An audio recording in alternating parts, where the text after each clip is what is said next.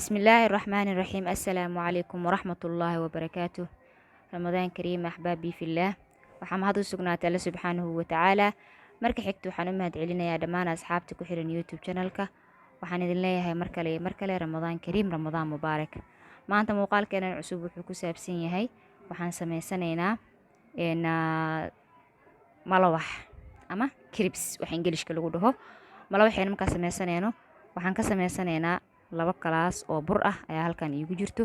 Waxaan ku soo daray cusbo, sidoo kaleente waxaan ku soo darayaa heel oo aan soo tumay qaybtii qorfaha ama qolfaha aan ka bixiyey.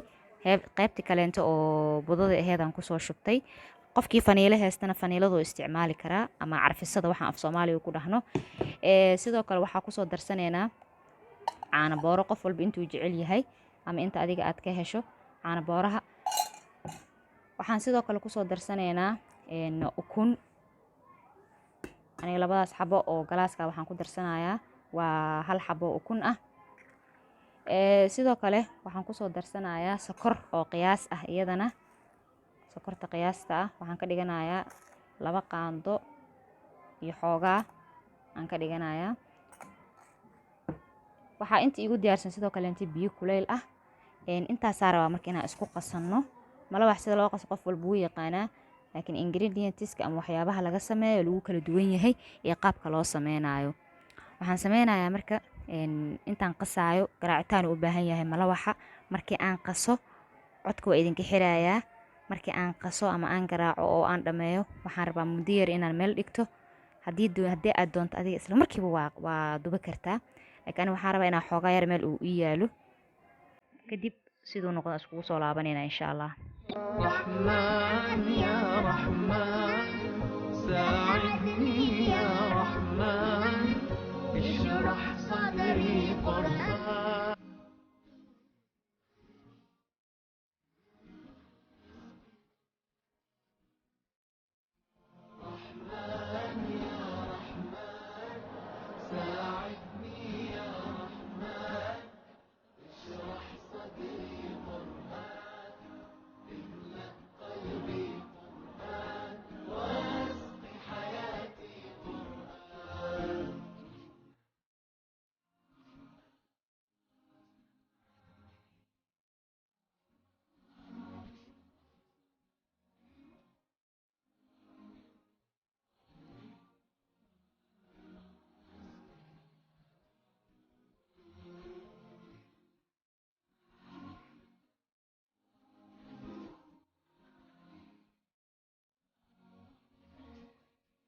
بالله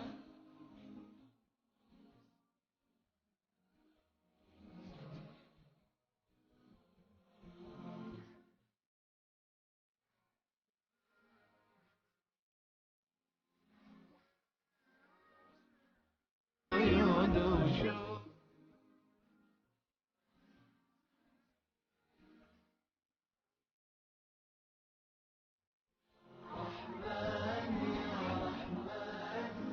ساعدني يا رحمن اشرح صدري قرآن املأ قلبي قرآن واسق حياتي قرآن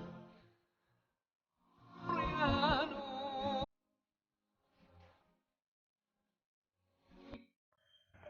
Axbaabi waxaa dubanaynaa haddana malawaxeena.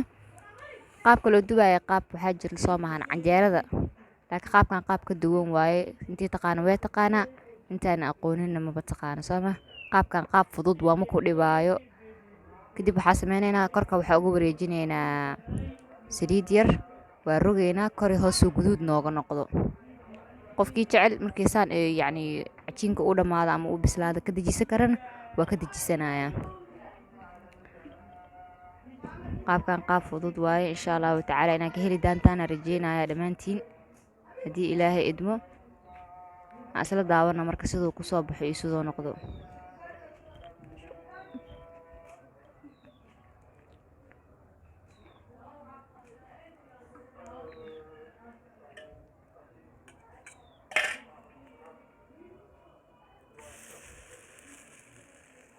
kor iyo hoos basaas waa uga guduudanayaa. birta la isticmaalayana way tahay birta haddana isticmaalaya bir nan istiig xigeen ah waaye. biraha caadiga haddii aad isticmaasho inay ku dhegtaa macquula ay ku dhegto rugmi weyso ama kuu fuq weyso. insha allahu tacaala wixii lagu cuni lahaay ma soo gelin maanta. ujeedkayga wuxuu ahaa mala waxaasoo keliya. waxaan rajeynayaa inaad ka wada hesheen inta aan ka sameeyey, sida aan u sameeyey iyo qaabka aan u dubay iyo sida uu kusoo baxay intaba inaad ka wada heli doontaan. markaa wax sameynaysaanna qofka waxa inuu qorto kadibna uu isku dadarsado.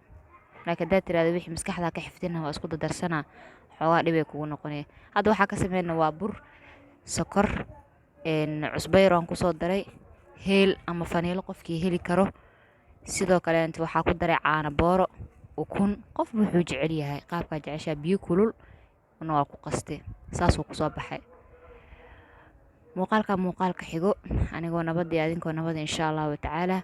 waa walaashin Zakiya oo idin leh fi amaanillah. wasalaamu calaykum waraxmatullaahi wabarakaatu.